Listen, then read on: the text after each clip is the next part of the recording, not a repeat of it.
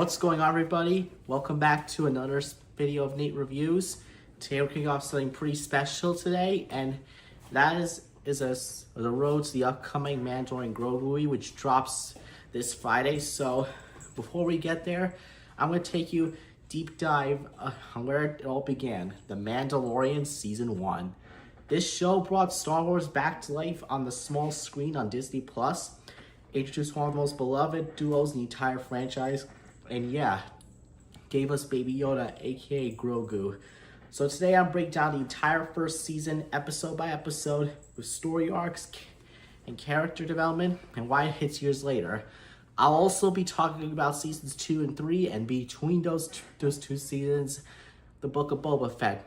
So I hope you guys are pretty excited for me to talk about this Star Wars marathon.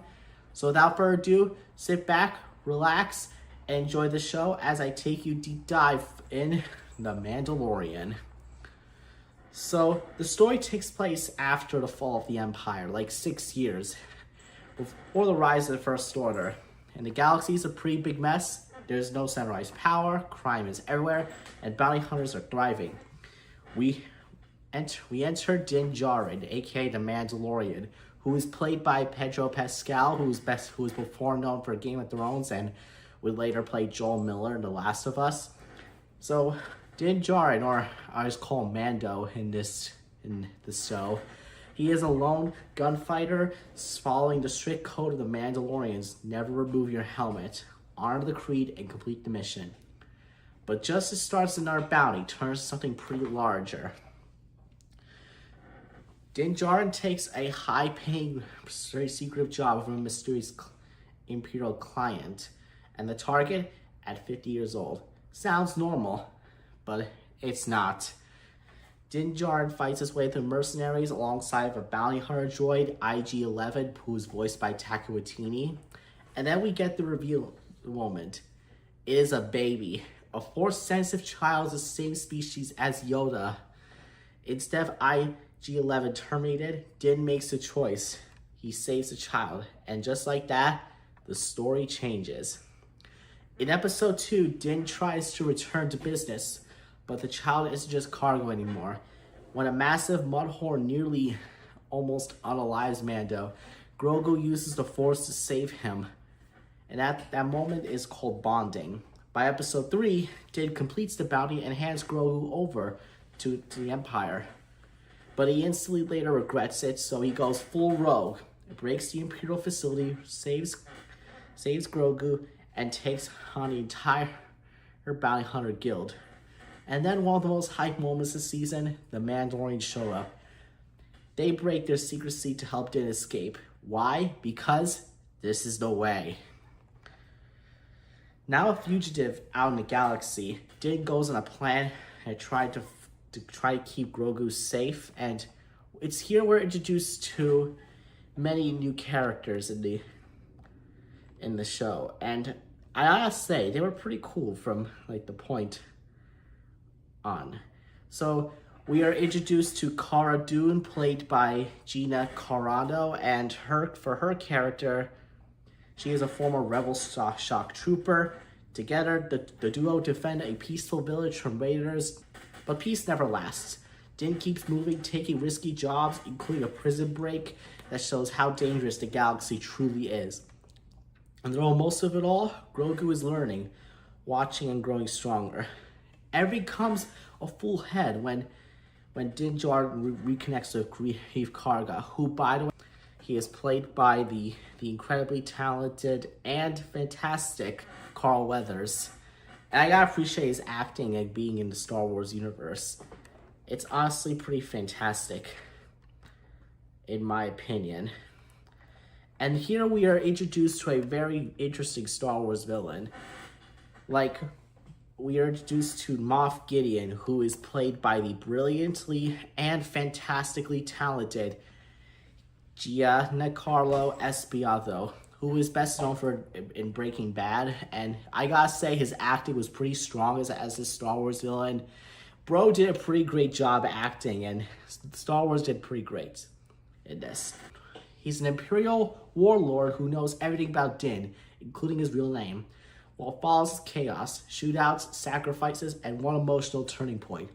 IG-11, rebuilt as a protector, sacrifices himself to save Grogu. Din is forced to remove his helmet to survive, breaking the creed but showing growth. And we finally learn about his past that we'll be seeing in flashbacks a lot in the season. He was saved as a child during the Clone Wars, and by the end, Din is given a new mission, return Grogu to his kind, not as a bounty hunter, but as a protector. In the final shot, Moff Gideon survives and reveals the legendary Darksaber, which is like a lightsaber thing used by the Mandalorians during the fall of the Old Republic. More on that later, because this is the start of a massive thing, I will explain for this characters, and it gets even better. So season 1 works because it's simple but powerful. It's a space western. A lone warrior that a child changes him. Din starts off as a cold bounty hunter, but Grogu, he finds purpose. It's not about saving the galaxy yet. It's about protecting one life, and that makes it a hit. And I enjoy that a lot. So now we're on to season 2. So while season 1 of The Mandalorian was introducing Din Djarin and Grogu, season 2 completely expands that and turns it up to 11. This season brought back legendary characters, changed the future of Star Wars forever, and gave us one of the most emotional finales in the entire franchise. So I'm excited to break down this season. So you guys are going to be pretty excited for this. So let's get into it. So by the end of season 1, Din is given a new mission. Find the Jedi Order, or what's left of it, and return Grogu to his people. The problem is, the Jedi are basically legends now. They've all been nearly extinct since Order 66. Most people think they're myths. So Din and Grogu travel across the galaxy searching for answers, while being hunted by Moff Gideon, who is still hunting these two and obsessed with capturing Grogu for experiments. Right away, the season feels bigger and the worlds are larger. And the connections to the wider Star Wars universe becomes really massive. So we start off with the duo heading to Tatooine, where Din hears rumors of another Mandalorian. This leads him to Cobb Welleth, and he is a small town marshal, and he isn't just some ordinary guy. He is played by Timothy Omelat, who does a really great acting and performance as this character. Really great. And yes, the second hardcore Star Wars fan saw that armor, the internet exploded because he's wearing a Boba Fett armor. How did he get it? Well, I'll tell you that later. But the real highlight of that episode, it was the Cryad's Dragon battle. The episode feels like a classic western mixed with monster movie action. Villagers and Tusken Raiders unite to fight the beast while Din takes it down in specific fashion. And at the very end of the episode, we see him, one of the best villains in Star Wars history, and personally, my dad's favorite Star Wars character, Boba Fett. So the next episode is a bit smaller but important. Din is transporting a frog lady so she can reunite her husband, but things go horribly wrong when the Razor Crest crashes on an ice planet. Then their spiders come. These creepy ice creatures that give serious horror movie vibes, and honestly straight out of James Cameron's Aliens. It also shows how damaged Din's life is becoming. The Razor Crest is falling apart. He's exhausted, and dangers are following him everywhere, no matter how good and careful he is. By episode 3, everything changes for Din. So he meets Bo-Katan Kryze, who is played once again by Katie Sackhoff, who is reprising the role from the Star Wars Clone Wars animated series from years back. And I'm a huge Star Wars Clone Wars fan, so seeing her back as that character is really amazing. I can imagine the hardcore fans were so excited when they see this, and I am too. And she completely destroys Din's understanding of Mandalorian culture. Din believes every Mandalorian should never remove their helmet, but Bo-Katan reveals that Din was raised by an extremist faction called the Children of the Watch. That is the first major crack in Din's worldview. It also is where the Darksaber storyline becomes critical. Here's the thing though, Bo-Katan wants that black lightsaber back from Moff Gideon because in Star Wars Legends, and according to like mythos, whoever holds the darksaber can claim leadership of Mandalore, but it can only be wanted like in combat, like medieval stuff, kinda. And from here, this is where the season becomes really about identity. Who is Din outside of the Creed? So we're on episode 4 now. So Din returns to Nevada and he reunites with Cara Dune and Grief Karga. At first, this feels like a fun side mission until they discover an Imperial laboratory inside our field experience connected to Grogu's blood. And we learn something terrifying. Moff Gideon is building Star Troopers. This sort of the season becomes something larger, and Imperial plans that will eventually become the rise of the First Order many years later in the Star Wars sequel trilogy. And here it is, probably one of my favorite episodes of the series, The Jedi. So this is one of the biggest moments of Star Wars television because we see the live-action debut of Ahsoka Tano, arguably one of my favorite characters in the Clone Wars and Rebels. And for this, in the animated series, she's voiced by Ashley Eckstein, but in live action, she's none other voiced by Rosario Dawson. And I was like blown away. Like, I was not expecting to see this, but I was like, wow, Star Wars really did it here. This episode feels like a samurai movie with foggy forests, silent tension, and incredible lightsaber action and choreography. But emotionally, it's pretty huge. Ahsoka communicates with Grogu through the Force and reveals his name for the first time, Grogu. For a while now, the fans and the people were referring to him originally as Baby Yoda. Like, it's just crazy, like, how, like, we finally know his real name, like, after muddy episodes building up to that. So anyways, Ahsoka reveals that she survived the fall of the Jedi Temple after her old master, Anakin Skywalker, became the villainous Darth Vader. This moment adds so much tragedy to Grogu's story. But despite that, Ahsoka refuses to train him because she fears his attachment to Dim could lead him down a very dark path, which is the dark side. So now we're on episode 6. We're halfway done through season 2. So this episode has chaos from beginning to end. Din takes Grogu to an ancient Jedi temple where Grogu reaches out to the Force, and then Boba Fett returns in full armor. Not only is he back, he's pretty awesome. So Boba Fett, he is a pretty important character to Star Wars mythos. So he is like a Mandalorian bounty hunter, and he is like the son of bounty hunter Jango Fett. And I gotta say, the actor they've picked for Boba is none other than Tamariga Morrison, who basically played Jango Fett in the Star Wars Episode 2. And I gotta say, his acting's pretty great. Like, you gotta appreciate the talent these actors have. But sadly, while it was great to see Boba Fett back, we see him like absolutely destroying the stormtroopers with a graphy stick, which is one of the coolest action scenes in the series. But then, bad news comes. The Dark Troopers arrive, Grogu's captured, and Moff Gideon destroys the Razor Crest. Everything Din built is gone in seconds. And this is really not just some small empire. It's like the most terrifying moment since the original trilogy way back in the early 70s and 80s. So now we're on episode 7, The Believer. This episode's a bit underrated. So Din Djarin decides to team up with Migs Mayfield. So if you don't know who that is, he is played by comedian Bill Burr, and he is a former Imperial sharpshooter turned mercenary who's killsome with and conflicted mercenary, taking one of the show's most grounded human perspectives. And really the first time, Din willingly removes his helmet in front of others. Not because he's forced to, but because Grogu matters more than Creed.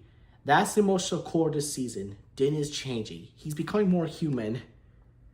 And the intense conversation between Mayfield and the Imperial officer is showing how dangerous blind loyalty the Empire really is. Also, another cool moment in the show, like when Boba Fett's flying the Slave One, he activates those seismic charge, and it destroys a TIE fighter. Goes like this. Durr. Really amazing. Like, my dad was super hyped when he saw that. I was like blown away of like how Star Wars decided to reuse that after so much years. So now we're on the final episode of Season 2, The Rescue. So Din, Bo-Katan, Boba Fett, Fennec Sand, Cara Dune, and Costa Reeves launch a mission to rescue Grogu. The action is fantastic. The Dark Troopers nearly overpower everyone. Din fights off Moff Gideon with a Beskar spear, and Din accidentally wins the Darksaber, which creates tension with Bo-Katan because the blade must be earned in combat. But then, a lone X-Wing appears. One Jedi arrives, a hooded figure, a green lightsaber, and suddenly it's Luke Skywalker returning with returning actor Mark Hamill. And they use a bit of de-aging for this, so it's pretty impressive to see like his original like Return to Jedi thing. Luke really fights the Dark Troopers like a force of nature. It really felt like the fans were finally seeing the true power of Luke Skywalker, following like when he was badly received in the sequel trilogy. But the emotional heart comes after the action. Luke offers to trade Grogu. Din knows this is the right choice, but it destroys him emotionally. Then, for the first time willingly, Din removes his helmet so Grogu can see his face. That scene hits hard. No explosions, no giant battle, just a father saying goodbye to his son.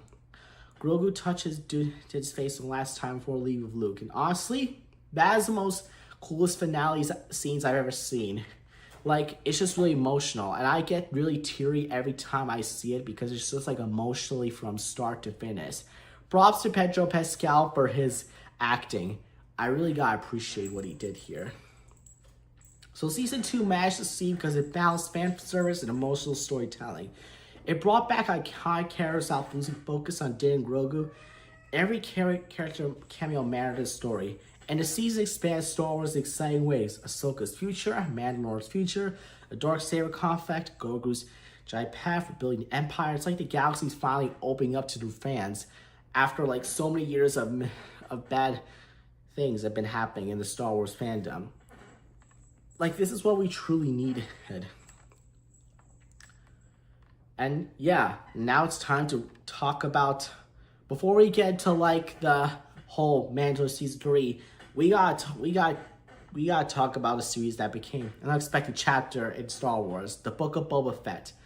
Now this show is pretty interesting because while it starts at Boba Fett's story, it eventually becomes an unnecessary viewing for the Mandalorian fans too. Major things happen here before it really directly happened to Din Djarin and Grogu before Season 3. So without further ado, let's talk about the Book of Boba Fett. So it picks up after the post-credit scenes of the Mandalorian Season 2. Boba Fett is taking over Jabba the Hutt's old palace along with Fennec Shand, who, by the way, in case you didn't know, she is played by former Disney actress Ming-Na Wen. I forgot to say that, but I just want to say it to you guys right now so you guys would understand. Anyways, back to the video. So, instead of Boba Fett ruling like the feared Jabba did, Boba wants to rule with respect. And that idea comes from the core conflict of the series, because the galaxy knows Boba Fett is a ruthless bounty hunter. But this version of Boba, he is older, more thoughtful, and tired of being used by others.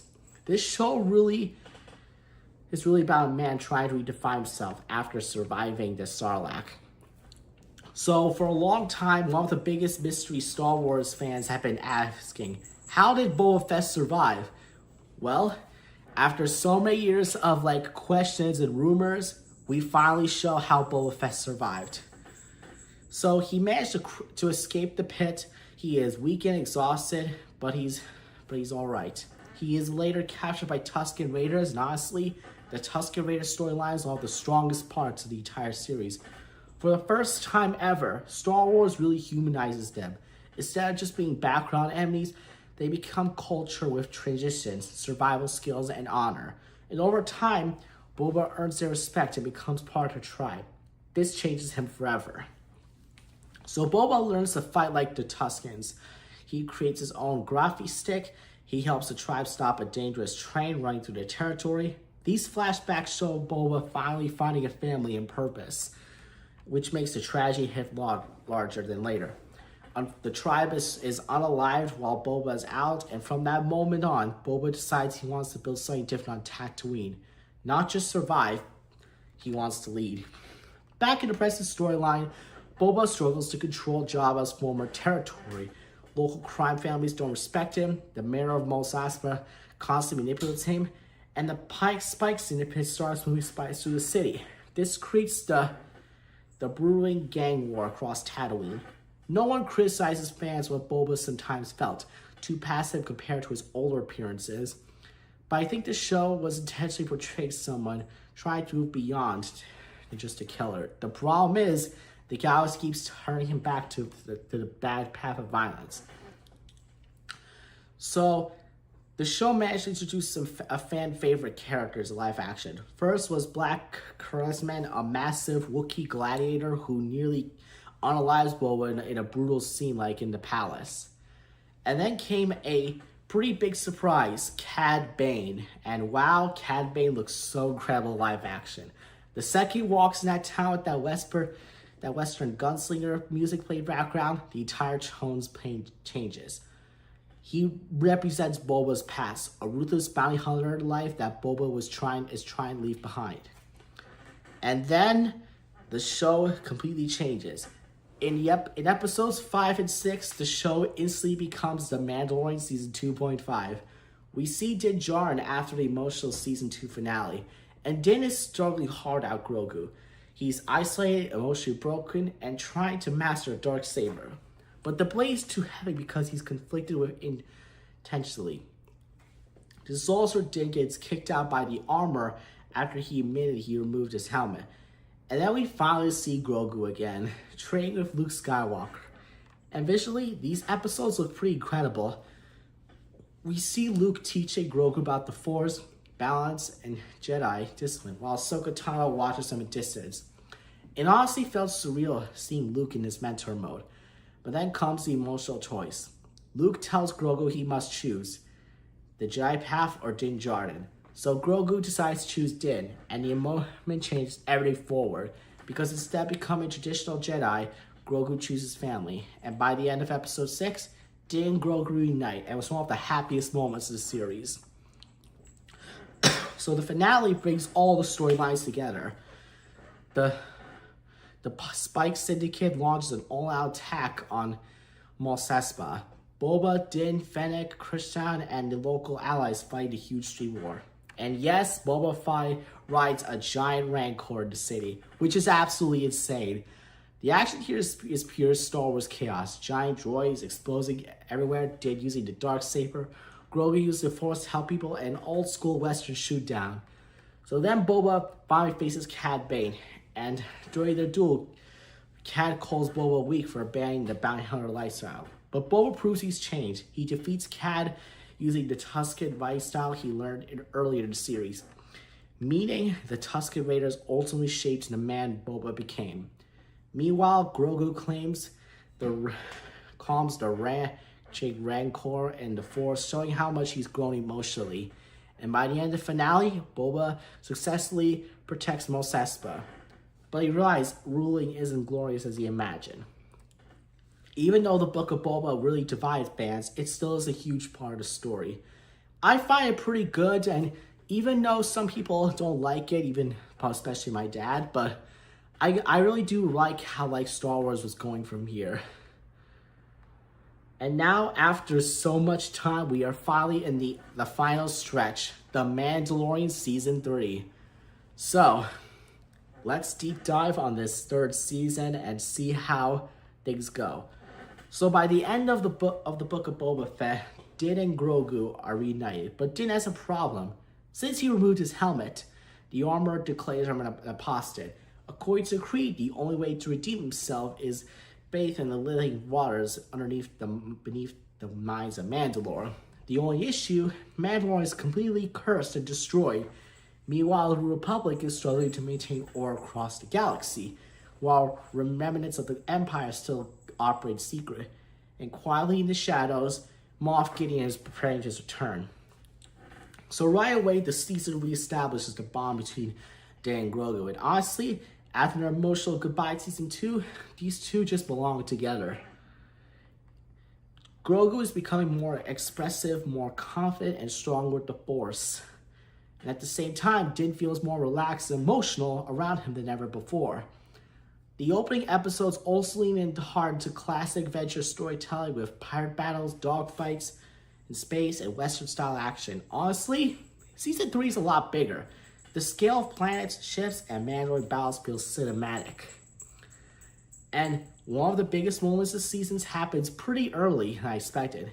Din finally returns to Mandalore, and instead of a dead planet, there is life. While the world's devastated, it's not destroyed. This changes everything. Din travels beneath the minds of Mandalore to redeem himself, but he is captured by a horrifying cyborg creature. And this is where Bo-Katan enters the story in a much bigger way. She rescues Din using the Darksaber and helps him reach the Loot Waters. But then, Bo-Katan sees something legendary. The Mythosaur. For Mandalorian, the Mythosaur is basically a mythical beast tied in their ancient history. Seeing it shakes Bo-Katan completely because suddenly, the old Mandalorian legends might be actually for real. Season 3 is honestly much of Bo-Katan's story as Din's. At the start, she's broken. She lost her fleet, lost her throne, and failed to unite Mandalore. But after witnessing the Mythosaur and fighting alongside Din, she slowly rediscovers purpose. And one of the coolest parts of the season, watching the children of the Watch begin accepting her discipline over removing her helmet. This starts changing the strict divisions within the Mandalorian culture. And over time, Bo-Katan evolves into the leader Mandalore desperately leads. Not through fear, not through politics, but through unity. Now let's talk about a pretty divisive storyline. Because there's an episode that spends a lot of time on Dr. Percy, who is part of the New Republic NSC program that we saw in we originally saw him back in seasons 1 and 2 and while some viewers slow down the storyline, it actually feels important to world building. The New Republic looks peaceful to surface, but underneath it's flawed. It's really dangerously negative. Former heroes are quietly slipping through the cracks, including Elia Kane, who is secretly serving Gideon. This storyline helps explain that the remnants of the Empire slowly revives into the First Order that we'll see in the Star Wars sequel trilogy. And as the season progresses, Din and Bo-Katan work together to unite the scattered Mandalorian tribes. And this leads to some really great action sequences. The aerial combat with Mandalorians flying through the sky with jetpacks was incredible. We also get to see more development in characters like Paz Vizsla, who became one of the season's standout warriors. One of the major themes here is legacy. The Mandalorians have spent years divided by ideology, tradition, and war, but they are finally a chance to rebuild something together. And finally, Moff Gideon returns. And honestly, this is probably Gideon at his most dangerous side. We learn that he escaped capture and has been secretly building a new Imperial force on Mandalore itself. He's also part of the Shadow Council, which is a group of Imperial leaders planning for the Empire's future. This is where the series starts connecting to the larger Star Wars time, leading into Star Wars The Force Awakens, which came out several years before. So Gideon has upgraded himself with best car armor and created Force-sensitive cloning experiments, which is terrified because Gideon wants the powers of a Jedi Mandalorian and the Empire combined in one perfect future. But eventually, the Mandalorians and everyone decides go against it. The finale is like a giant war movie. The Mandalorians launch a full assault to reclaim their homeworld. Jetpack battles erupt across the skies. Stormtroopers in best car armor attack in every direction, and Grogu becomes the way more action we see of him. And one of the coolest things is he's slowly getting mature. He's still adorable, but he's becoming something brave and independent and protective of Din. Meanwhile, Din fights through Gideon's space while Grogu saves him multiple times. And again, one of the season's most emotional highlights. Paz Vizsla sacrifices himself by Gideon's forces and Prestodian guards. That scene is brutal. But by the climax, Bo-Katan, Din, and Grogu face Gideon together. The battle destroys Gideon's base and seemingly just unalives him once and for all. And the Darksaber itself is destroyed during the fight, which honestly shocked a lot of fans, including myself, because The Darksaber is a really cool Star Wars weapon I would have in my prop collection.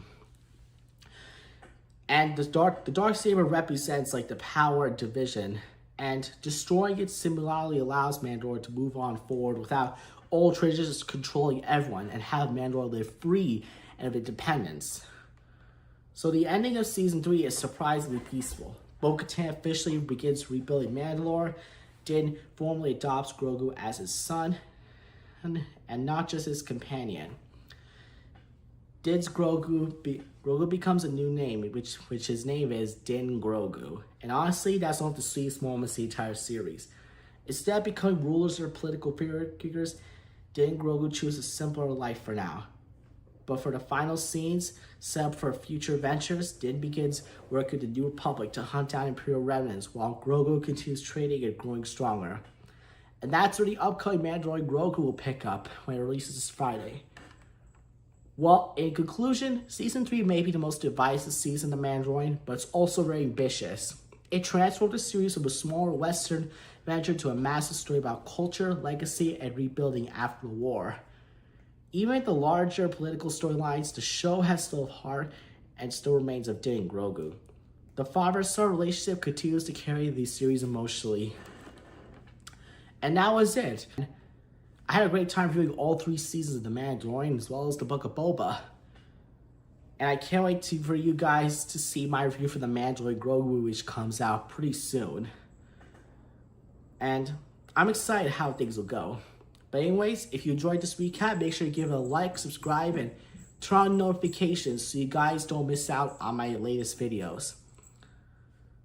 And yeah, I hope you have a good day and be safe. And remember, this is the way.